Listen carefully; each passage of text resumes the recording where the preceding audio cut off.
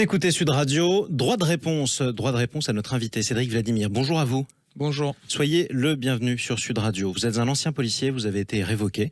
Il y a plusieurs mois, c'était le 31 mars dernier, vous intervenez dans l'émission TPMP avec un masque et plusieurs policiers. Vous êtes présenté dans l'émission comme un policier de la Bravem et il vous a été reproché d'avoir usurpé un titre qui n'était plus le vôtre. On va écouter d'abord un passage de votre intervention à l'époque dans l'émission. Toute l'opinion publique nous reprochait d'être inactifs parce qu'à l'époque, la doctrine était de ne pas aller au contact et de ne rien faire. Et l'opinion publique nous a reproché de ne rien faire. Et ensuite, quand on a adapté notre doctrine, on l'a adoptée à la violence. C'est pas les policiers qui sont devenus de plus en plus violents, c'est les affrontements qui sont devenus de plus en plus violents. Alors, cette séquence avait créé une polémique. Vous aviez été reconnu par certains syndicalistes policiers et accusé d'usurper un titre, comme je le disais, qui n'était plus le vôtre. On avait parlé de vous le lendemain, dans le Grand Matin Week-end, à cette même heure, un dimanche, sur Sud Radio, en compagnie d'un invité, le député Rassemblement National, Antoine Villedieu. Au cours de cette interview, moi-même, personnellement, j'ai dit que vous aviez, dans le passé, appelé à ouvrir le feu, appelé la police à ouvrir le feu sur des manifestants et des militants d'extrême gauche. Il se trouve que, effectivement, des personnes l'avaient fait sur les réseaux sociaux, sauf que ce n'était pas vous. Cédric Vladimir, vous le confirmez ? Alors oui, je le confirme, mais en fait, non, ce qui était faux, c'est tout simplement que je n'avais jamais appelé à ouvrir le feu sur des manifestants. Ça, je l'ai jamais fait. Et donc, non seulement une enquête qui avait été ouverte à l'époque, qu'elle soit administrative ou judiciaire, les deux avaient pu m'innocenter totalement.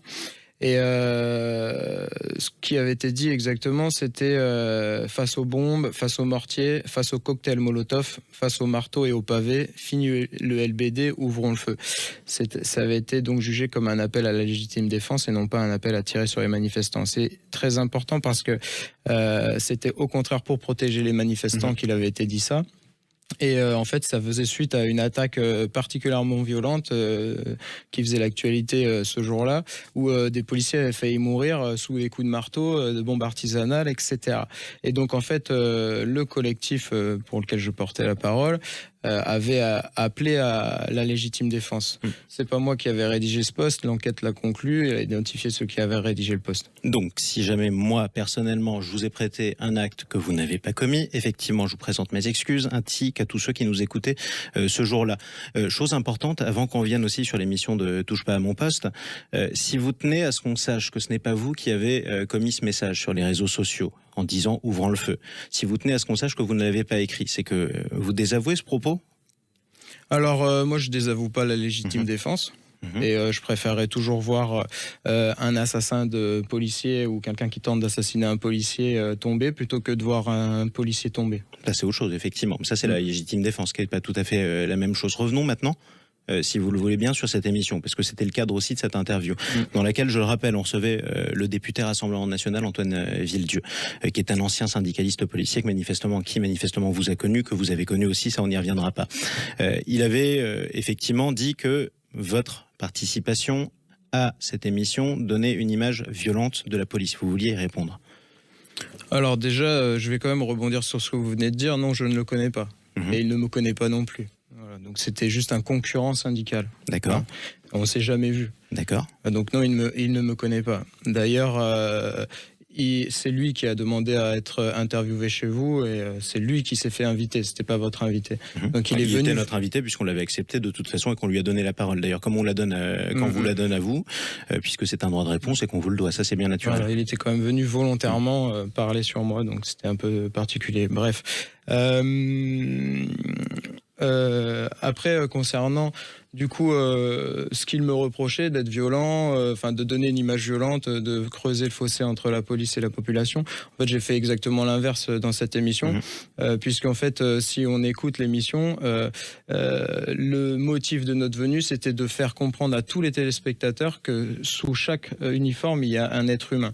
Et en fait, c'était vraiment ce qu'on est venu faire et c'est ce qu'on a réussi à faire. Parce qu'en fait, la création du bad buzz et la polémique, Elle a été créée ensuite par le tweet d'un syndicat de police qui a cherché justement à camoufler ses responsabilités face aux conditions de travail des policiers de la Bravem. Il faut savoir que quand j'interviens chez TPMP, l'émission elle est préparée depuis une semaine et j'y travaille avec des policiers de la Bravem. Avec la production, j'imagine, et avec ceux qui interviennent. Ce qui vous avait été reproché, précisément, vous allez y répondre justement, c'était d'avoir été présenté comme policier, membre de ces unités mobiles de la police, de la Bravem.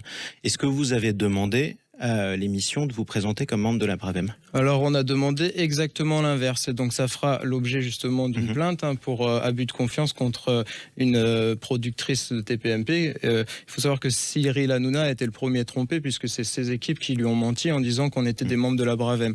Quelques heures avant l'émission, alors qu'on l'a préparée depuis 8 jours en visioconférence avec les policiers qui devaient intervenir, et la productrice savait exactement qui nous étions. Elle nous a dit finalement on va vous présenter comme 4 policiers de la Bravem. À ce moment-là, on a refusé catégoriquement d'intervenir à l'antenne et on a envoyé un message écrit qui sera remis à la justice, où justement on exige de ne pas être présenté comme des policiers de la Bravem parce qu'il était question qu'on soit uniquement présenté comme des policiers et anciens policiers d'expérience. Donc finalement, quand on arrive sur le plateau en coulisses, à quelques secondes de tournée, il y a Cyril Hanouna qui nous annonce comme 4 policiers de la Bravem alors qu'on a demandé exactement l'inverse. Et ça fait le beurre du syndicat des commissaires qui va pouvoir sauter là-dessus pour créer un bad buzz et faire oublier une phrase qu'on n'entend pas dans votre passage. Mais la phrase qui posait problème, c'est que moi j'invitais les policiers dont les droits du travail n'étaient pas respectés, à déposer plainte contre leur hiérarchie. Et c'est ça, sur une chaîne de grosse audience, qu'on est venu faire. Et donc nous, c'est notre objectif de faire en sorte qu'à un moment donné, la hiérarchie fasse face à ses responsabilités au niveau pénal. C'était le message que vous étiez en tout cas venu porter. C'était strictement interdit d'envoyer pendant 16 heures sans aller aux toilettes et manger des policiers sur le terrain. C'est interdit par le Code du travail. Dans le cadre des manifestations, par exemple, ou d'autres choses. Dernière question, je l'ai dit au début, vous avez été révoqué de la police nationale. Vous êtes toujours impliqué dans les problématiques de la police nationale. Qu'est-ce que vous faites aujourd'hui ? Moi, de toute façon, en fait, c'est aussi là que je peux dire que je suis légitime pour parler au nom des policiers. Je suis toujours président d'une association qui s'occupe des policiers blessés, gravement blessés, et des familles de suicidés. Donc, je vais continuer à parler pour les policiers au nom des policiers. Il faut savoir que ce sont les policiers de la Bravem qui m'ont envoyé. C'est pas moi qui suis allé d'initiative sur ce plateau. Ce sont vraiment les policiers de la Bravem. C'est faux de dire que les policiers de la Bravem n'étaient pas satisfaits de mon passage. Ils sont satisfaits. En tout cas, ceux qui étaient avec vous, quoi qu'il en soit. Malgré tout, vous avez gardé des contacts avec eux ? Mais je suis en contact avec tous mes camarades de terrain, tous les vrais. Merci à vous, Cédric Vladimir, d'être intervenu sur Sud Radio dans le Grand Matin Week-end pour rectifier ce qui avait pu être dit sur vous notamment. Je rappelle que vous représentez toujours l'association Tous Hors Service. Je vous remercie.